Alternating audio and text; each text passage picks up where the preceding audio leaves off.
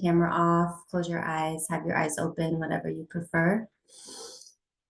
So we're going to go through our senses. So we're going to start with 5 things that you can see. So identify 5 objects, laying your eyes on 5 objects in your surroundings.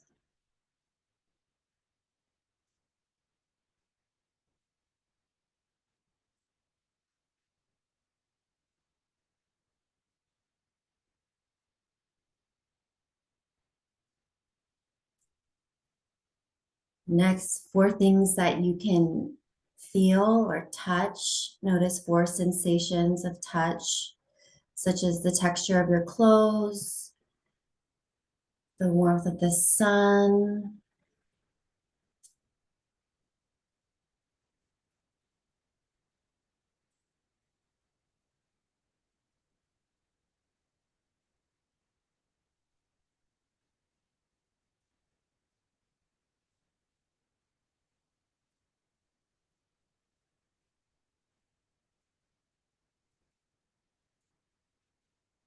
Next is 3 things you can hear. Focus on 3 distinct sounds, like the clock or the wind. 3 things you can hear.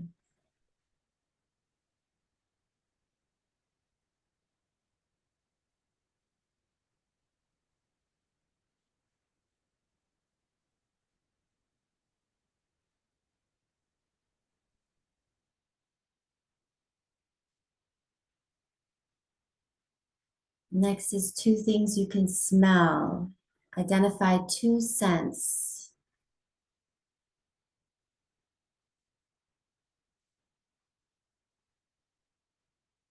You might need to be creative, but something even like, can you smell the air or your coffee?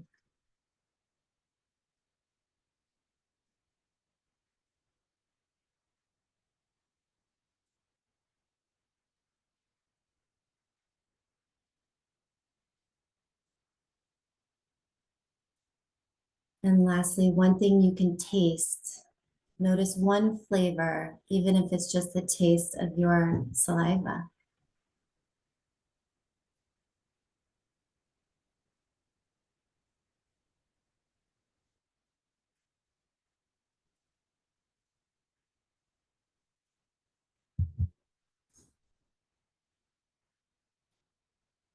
And then when you're ready, you can turn your camera back on. And that again is called 5, 4, 3, 2, 1. Thank you so much, Marielle. That was a lovely way to get centered and start our time together here this morning. So welcome everyone to our second session of the Safe and Healthy Spaces, Safe and Healthy School Spaces. And if everyone who is able wouldn't mind turning your camera on, we'd love to see each other and share in community this morning. And also, if everyone could please in the chat introduce yourselves. So your name, your role, your organization, and your setting, your county, and then one thing that brought you here this morning or something you're hoping to get out of today. And I think, Marcus, we're seeing like not just the slide, but the full share. I don't know if you're able to reshare the screen.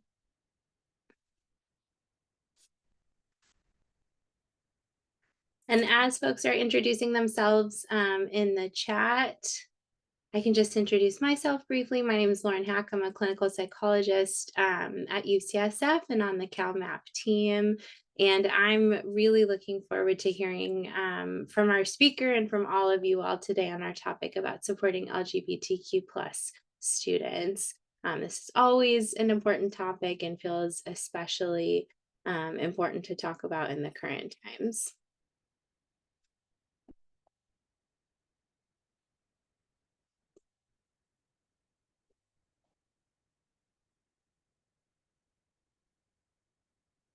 So just some brief announcements. We do have a new name, CalMAP, but we're the same service. We offer calls to our psychologists and psychiatrists if you are a primary care provider. And then we also offer free ongoing education activities like this one today. They all offer CMEs, they're all free. So our monthly webinar series, which also you can watch the videos on demand. And then if we go to our next slide.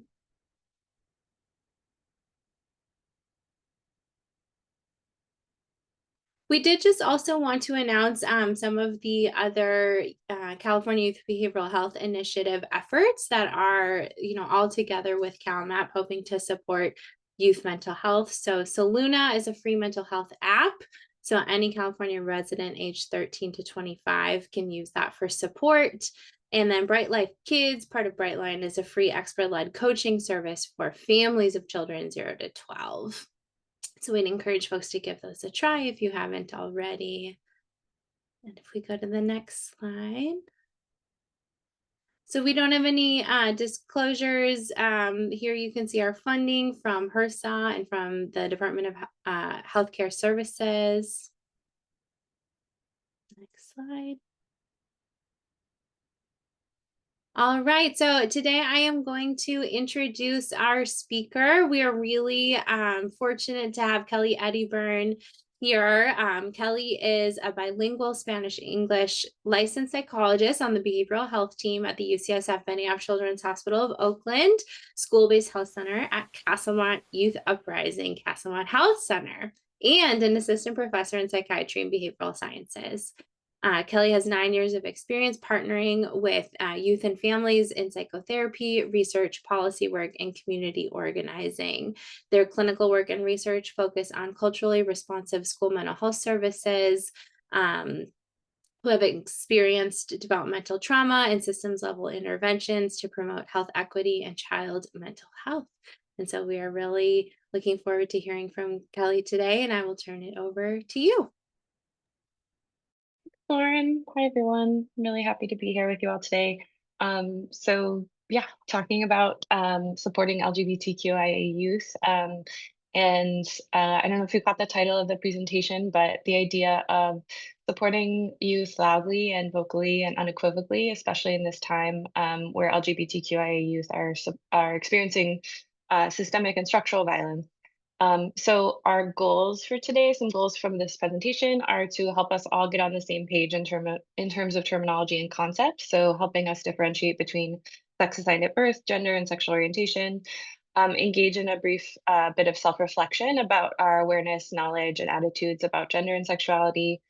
I'm hoping you'll take away at least 3 new affirming practices that you can use to support LGBTQIA youth in schools, as well as develop a plan for taking some of the resources that I'm sharing back to your communities to share directly with students or families or other providers that you work with. Next slide. So we can jump into some context. Next slide. Just to understand why I'm giving this presentation right now. So as I'm sure most of the people on this call are aware, there have been really widespread attacks on queer and trans youth in the past, I would say, decade. But in this year in particular, the Trump administration has signed 10 executive orders, and the state legislatures have introduced over 600 state bills aimed at queer and trans youth and communities. And these policy efforts take a number of different tacks, but predominantly focus on the items listed here. So prohibiting or limiting access to healthcare, denying students name and pronoun autonomy, forcibly outing trans students to their families, banning youth from participating in school sports aligned with their gender, policing public or school bathroom use, and preventing LGBTQIA people from traveling safely by having documents that are consistent across state issued documents and federal documents like passports. Next slide. So all of these public policy changes really directly impact people's lived experiences, obviously, and there's a long history of minority stress research from communities of color that also applies to LGBTQIA youth. And so we see that these policy changes, the anti-queer and anti-trans rhetoric at the policy level, at the state level as well as federal, also influences how people experience their communities, their schools, their workplace, as well as their interactions with families and friends. And we know that for people with intersecting marginalized identities, so especially want to lift up LGBTQIA youth of color and LGBTQIA immigrants, have these multiple marginalized identities and they face compounding intersectional minority stress. And so there are a lot of health disparities. Yeah, next slide. There are a lot of health disparities that LGBTQ youth experience. Next slide. And so a recent national survey that the Trevor Project conducted of nearly 34,000 youth nationally between ages of 13 and 24 found extremely high rates of mental health symptoms compared to their peers in this age range. So almost 3/4 experiencing anxiety and experiencing some kind of discrimination. 45% considering suicide within the past year, and 14% actually attempting suicide. Obviously, those are very concerning statistics, and more concerning, most of these youth do not have access to mental health care even when they want it. So you can see in the corner, 60% of LGBTQ youth who wanted mental health care were not able to receive it in the past year. Next slide. And these disparities are, as I mentioned, they intersect with identities. So looking at suicide attempts within the past year by race and ethnicity, you can see that youth of color experienced higher rates of attempting suicide than white youth. And by gender, trans masc or trans male individuals and non-binary individuals and genderqueer individuals had higher rates of attempting suicide compared to other genders. Next slide. So that's why we're here, right? This is an urgent mental health crisis. We already know there's a mental health crisis among youth across the US, but those experiences are really compounded for LGBTQIA youth who are being attacked on a national level, especially right now. So let's all get on the same page with terminology and concepts before we jump into practices that we can use. So this is the gender unicorn. I'm sure some of you have seen this or use it already. It's a really helpful updated version of like the genderbread person that you might have seen previously. If you go to this website that's linked in the bottom, Trans Student Educational Resources, Tony, ¿qué pasó? No estamos.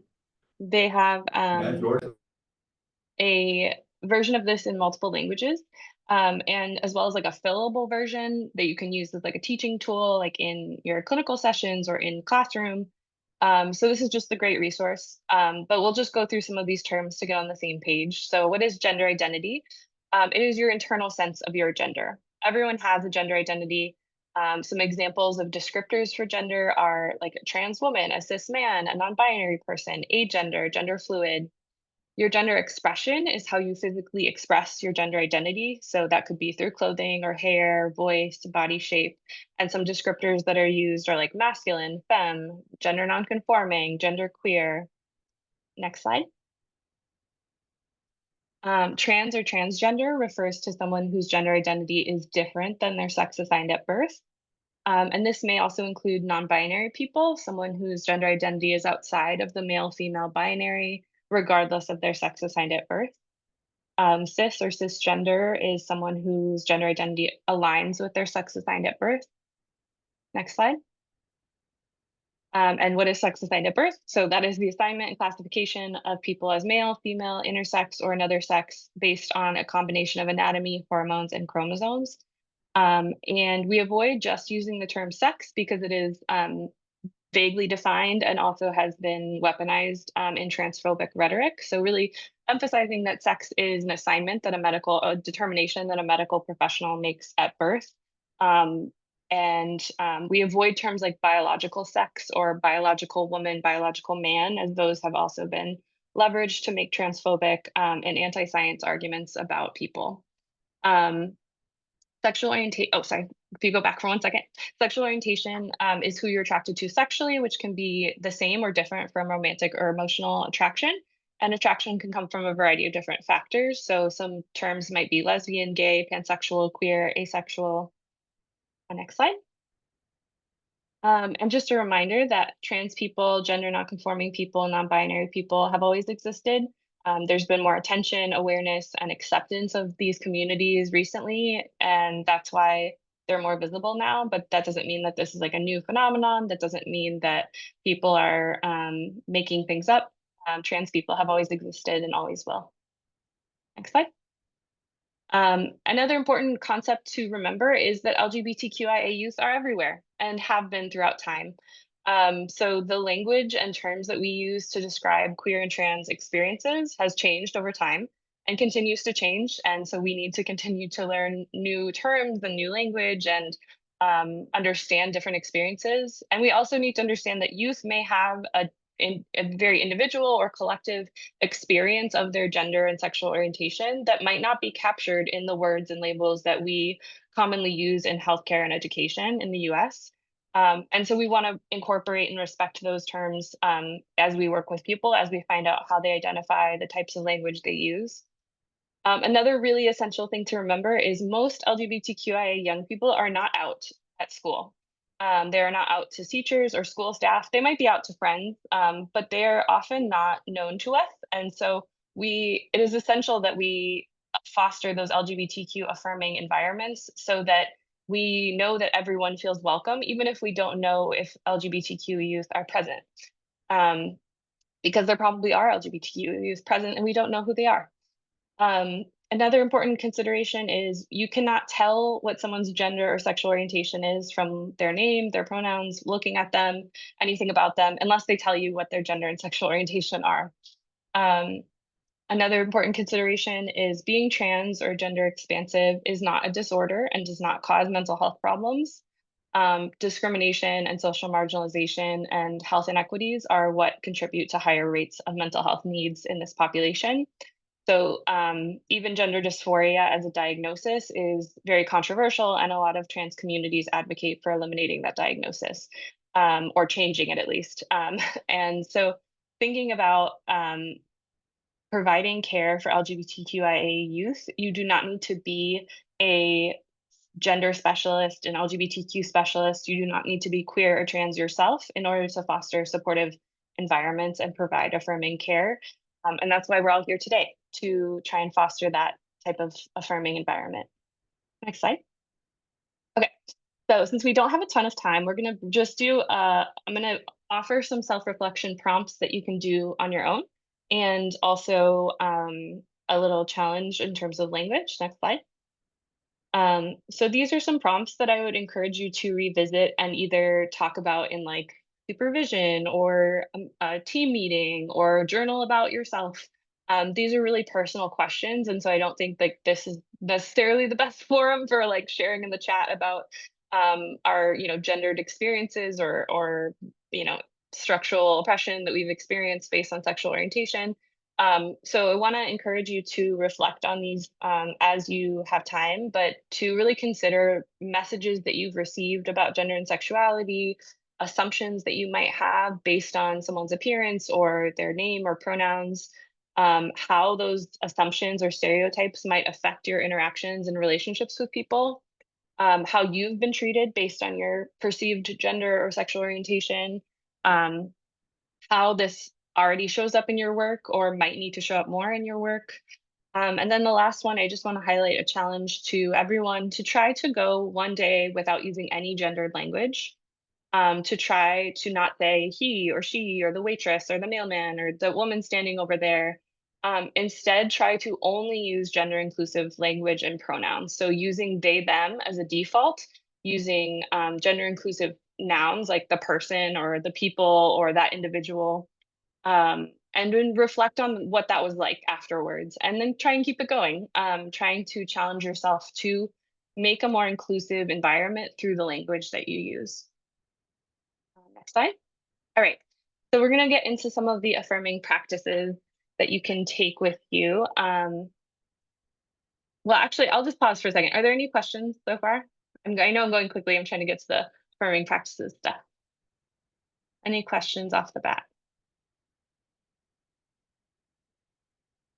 Okay, great. All right, so this is also from the Trevor Project survey, the national survey of 34,000 LGBTQ youth and young people. So I just wanted to highlight that LGBTQ youth who have social support or have acceptance from their families, their schools, and their communities report significantly lower rates of attempting suicide. So those with high social support from their family have less than half the rate of attempted suicide than those who have low or moderate support. And so I wanted to highlight this because affirming youth in their gender and sexual orientation is in itself a mental health intervention. And I think often we think of mental health interventions in terms of therapy or small groups that we can offer. And I want to challenge us to think more broadly about the ways that LGBTQIA youth are being chronically invalidated at a policy level, in the community, in their schools, and by their families and friends. And so when you think of countering that and offering affirmation and validation, that in and of itself is a mental health intervention. And it starkly reduces some of these health disparities. And so I'm actually going to focus on tier 1 and tier 2 level kind of interventions in this presentation, because I think that those are actually where we have the most reach and impact, especially when we think about trying to support youth who might not be out to us, who we don't even know are LGBTQIA youth, who might be exploring their gender or sexuality still because they're young people who are still figuring themselves out. So that's where we're going to focus today. Next slide. So tier 1 are universal supports and interventions, and coming at this from an equity-centered trauma-informed care lens. So I'm going to focus first on like, how do we recognize that a fundamental level of this needs to be providing safety. And so how do we show and convey safety to LGBTQIA young people? We can show them visually through visual cues. So like pronoun buttons, pride flags, art that has like diverse representations of queer and trans people, using queer and trans media, films, artists, music, flyers, and like resources in your classroom or in your clinic or in your office, for trans community organizations, LGBTQ serving organizations. Also important that we demonstrate it interpersonally, right? So using that gender inclusive language, like I mentioned, challenging yourself to default to they, them, and describe people with gender neutral terms and not assume people's gender, is a way that you're modeling not only how to do that for young people who are learning how to do that themselves, but also shows that you are inclusive of everyone. Conveying empathy through reflective statements, often for youth who have been chronically invalidated, reflecting their feelings back to them and acknowledging them and acknowledging that it's okay that they feel that way is a really powerful intervention in and of itself. Demonstrating high warmth and high expectations, offering choices and opportunities to build self-efficacy and self-determination. Obviously, another trauma-informed practice, but that can look a lot of different ways for you depending on what your role is and what your profession is. Using restorative practices and avoiding punitive consequences. We're going to get more into that in a second. And explicitly naming and centering the experiences and histories of this community, especially LGBTQ people of color and trans, intersex, and gender nonconforming communities who have often been marginalized in our curricula, in our discussions of activism, in our discussions of mental health. And then implementing the pronoun protocol, which is on the next slide. Okay, so sorry, this is a little bit small on the slide, but this is available at the Gender Wheel website. This is a wonderful resource of 12 agreements that adults can use to model gender inclusive practices for kids. And by changing our language in this way, we actually set a new kind of system and standard for how we are inclusive. And so this protocol is, I'm gonna just like highlight some of these, but I would really encourage you to read it, print it out, put it in your office, put it somewhere visible, help, talk about it with kids, help kids practice it, help other people you work with practice it. So as a foundation, always using gender inclusive words like people, person, kid, relative, sibling, parent, seeing people as people first without gender expectation or gender assumptions, not assuming you know someone's pronouns based on their name or appearance, using the singular pronoun they as a default in public for people you don't know, using a person's name if you don't know their pronoun, and using they if you need to use a third person pronoun. And then not asking for someone's gender or pronoun unless it's a safe space. And so I think in terms of like schools, really cultivating a practice of encouraging people to share their pronouns if they want to. And then if they don't share their pronoun, to use their name or use the they, them as the default. Because I think often we hear they, them, and we assume and assign a gender to that set of pronouns. But if we start normalizing it as a default generic pronoun that we can use for anyone, that doesn't inadvertently out anyone. Remembering that people can change their pronouns, they can have more than one pronoun. And then if you slip up and you use the wrong pronoun or the wrong name, to just briefly apologize and then return to trying to enact this protocol. So returning to, oh, sorry, I meant XYZ, and then using the correct name or correct pronoun. Not making a big deal of it, just trying to apologize and return to this practice. Establishing this as a standard to include everybody. So when we do this, we include everyone naturally, and we're not just pointing out the people that might be queer or trans or non-binary. We're including this as like a standard of practice. So we want to use it in public. All right, next slide. Another universal support is to implement or consult with school staff to help them implement gender support plans. So gender support plans are hopefully something that more of us are becoming more and more familiar with.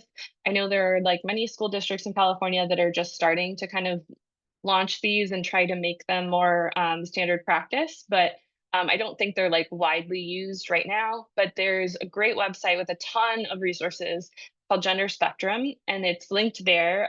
They have a support plan example as well as the best practices document.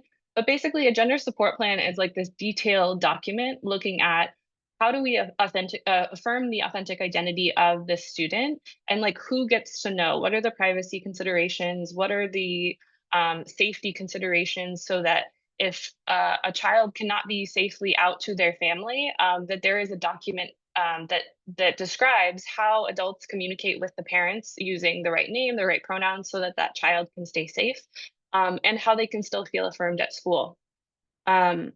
And I wanted just to highlight the kind of like confidentiality considerations here. This document is specifically designed to kind of address some of those confidentiality concerns. And so if you are implementing these, be really thoughtful about like where they're maintained, who is maintaining them.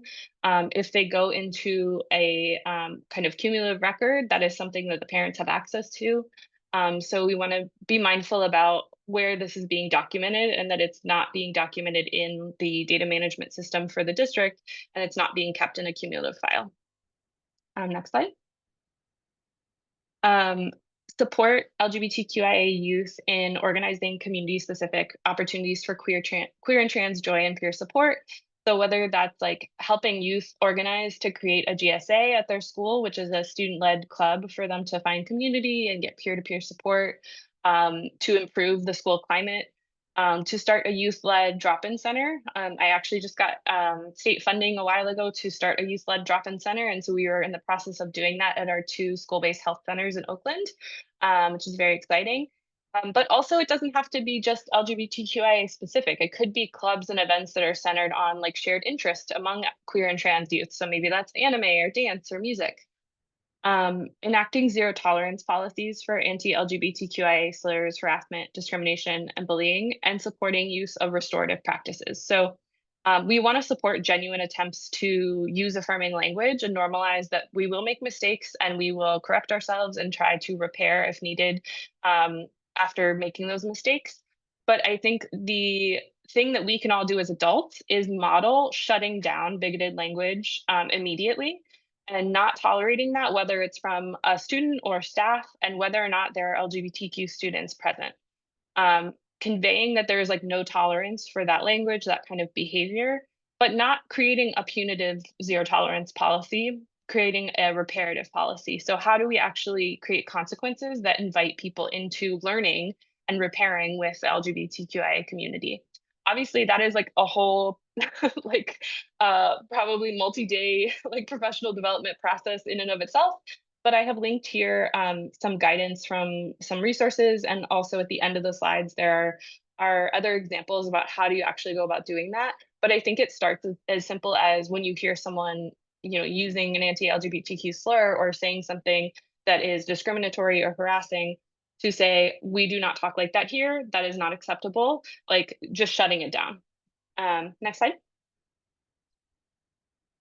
Conducting a needs assessment is another tier 1 avenue to go if you're not sure like where you're at in terms of your inclusive environment and the curriculum and the school and district policies. There's a great self-assessment tool from the CDC. It's not something that you're like graded on or you turn into anybody, but it actually could be used by really different kind of stakeholders. It could be used by school mental health professionals, by teachers, by administrative staff. And it really invites you into reflection so that you can figure out where you need to create more supports for LGBTQ youth. And then advocating for and implementing ongoing LGBTQ affirming professional development for school staff in all positions, from administrators and principals, teachers, custodial staff, front office staff, as well as school-based mental health providers. And I've listed some ideas for different topics here. Next slide. Okay. So if y'all could respond in the chat with, based on these examples, what is one that you could try to implement this month, or one tier 1 practice that you already do in your work?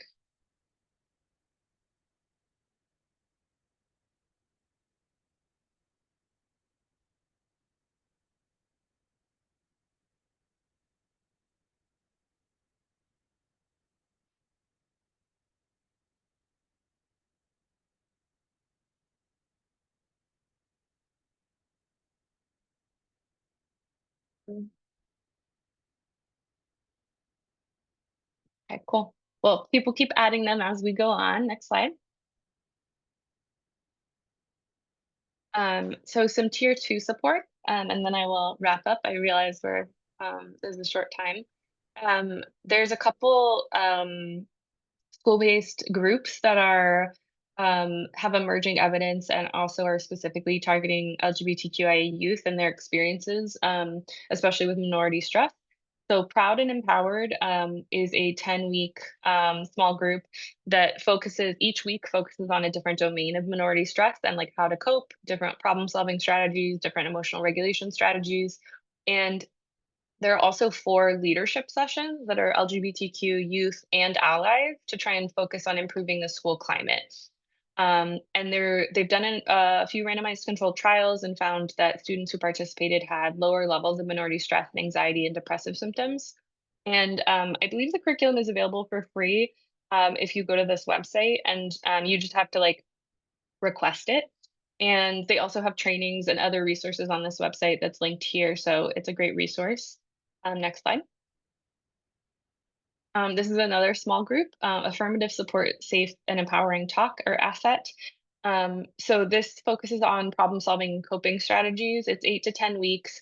It's a more discussion-based group, but it also includes kind of some of that skill development. So they talk about like these hot topics and explore themes, and then do some of the skills work, and then a group reflection at the end. Again, the manual is available for free. It is for clinical use only, so not for research. And it's linked here. And in their initial trials, they found high participation rates and low attrition. So students were really engaged. And they also had significantly higher levels of self-esteem and proactive coping after experiencing this group. Next slide.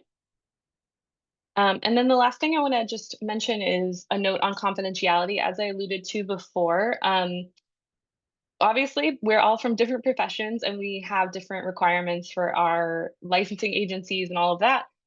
So follow the ethical and legal obligations about confidentiality and mandated reporting and documentation for your profession and licensing agency.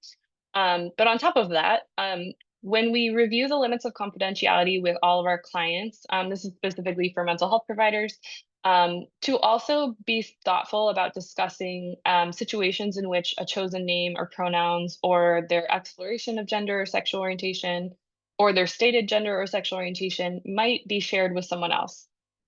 So consider what kind of information is stored in data management systems, if you're working at like a school, or consider where your progress notes are stored.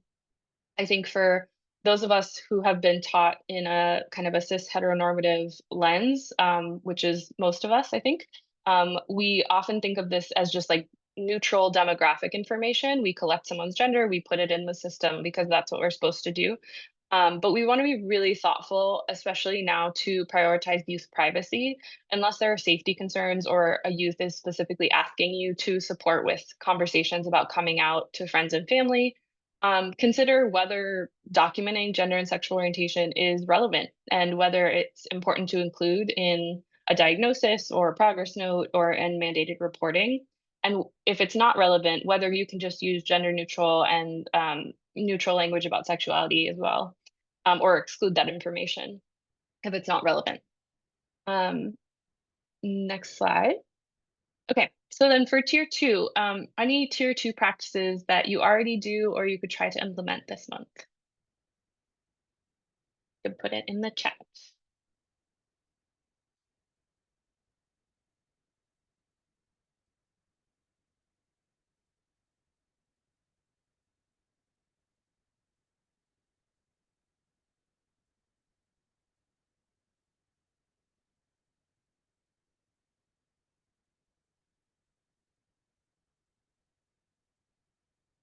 Great. Well, feel free to keep adding. I encourage everyone to, especially any mental health providers, to check out those group curriculums. Even if you don't have a chance to implement them, I think that you can always draw on those practices in other settings. Next slide. Okay, next slide. I was trying to compare some resources. So I've divided these up into resources for youth, resources for families, and other providers. So youth resources here, a lot of crisis and suicide prevention resources, the Trevor Project, Trans Lifeline. And then there's also some like online resources and guides and zines, steps for starting a GSA at a school. The IMI guide or IMI, I don't know how you say it, but it is a really great guide that's developed for and with LGBTQ youth that helps them if they're exploring their identities and also has a lot of great information about mental health. In addition to Saluna and Bright Life that were mentioned at the beginning. Next. Some resources for families. Again, Gender Spectrum is a wonderful resource. They have tons of resources for families, as well as virtual parent and grandparent support groups for trans and gender expansive youth. Same with trans family support services. They have like navigation and coaching for transition services for trans and non-binary youth. PFLAG also offers support meetings. There is a great document, like a report about how to navigate care for trans and non-binary gender expansive children for families from the Human Rights Campaign. And then a lot of resources that are individualized by region from the California Department of Education. Next slide. And then providers, there's a lot of things here. So I broke it down into data and information, tools, and I forget what the next one is, but these are a lot more resources that you can use in your practice, as well as data and information that you might want to use when you're talking to youth or talking to other providers. Next slide. And then policy guidance and advocacy resources. So I am sure a lot of us want to be doing more to support and protect the rights of LGBTQ students and youth. So some recommendations here around how to get involved as an advocate and really support health equity among this population. Next slide. All right, I think that's all for me. So yeah, happy to answer any questions, or I think there's time to do kind of a case consultation or just general discussion. So thank you so much. Amazing. Thank you so much, Kelly. Again, those who are able, if you can turn on your cameras, would love to have a nice discussion. Just to summarize, Kelly, I thank you so much for sharing all the information and the resources about like tier 1 approaches